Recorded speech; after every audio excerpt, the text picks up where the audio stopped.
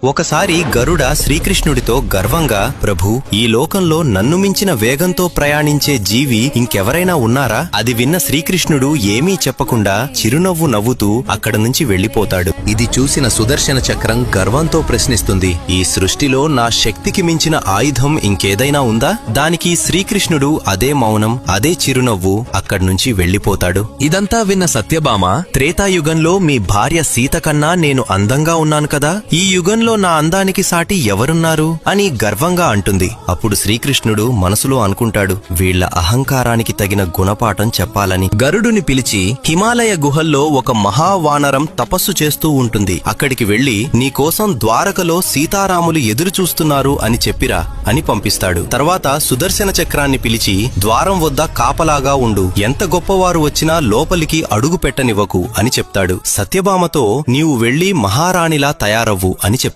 గరుడ హిమాలయాలకు వెళ్లి హనుమంతుడితో శ్రీకృష్ణుడు చెప్పిన మాటలను చాలా గర్వంగా చెప్పడం మొదలు పెడతాడు. ఆ మాటలు పూర్తవక ముందే హనుమంతుడు గరుడ కంటే 1000 రెట్లు వేగంగా దూసుకెళ్తాడు. అది చూసి గరుడ ఆశ్చర్యపోతాడు. హనుమంతుడు ద్వారక చేరుకుని రామునిలా ఉన్న శ్రీకృష్ణుడి ఎదుట వాలిపోతాడు. అప్పుడు శ్రీకృష్ణుడు అడుగుతాడు, ద్వారం వద్ద నిన్ను ఎవరు ఆపలేదా హనుమా? హనుమంతుడు చిరునవ్వుతో, స్వామి, ఒక చక్రం ఆపాలని చూసింది, కాని దానితో యుద్ధం చేస్తే మీ దర్శనం ఆలస్యమవుతుందనిపించింది, అందుకే దాన్ని అమాంతం మింగేశాను అని సమాధానం చెప్తాడు. హనుమంతుడు సత్యభామ వైపు చూస్తూ, స్వామి, ఈ చెలికత్తె ఎవరు? నా సీతమ్మ తల్లి ఎక్కడ ఉంది అని అడుగుతాడు. ఇలా శ్రీకృష్ణుడు, గరుడ, సుదర్శన చక్రం, సత్యభామ గర్వములను ఒక్క హనుమంతుడితో సమాధానం చెప్తాడు. జై శ్రీకృష్ణ అని కామెంట్ చేయండి, జై బజరంగబలి అని రాయండి.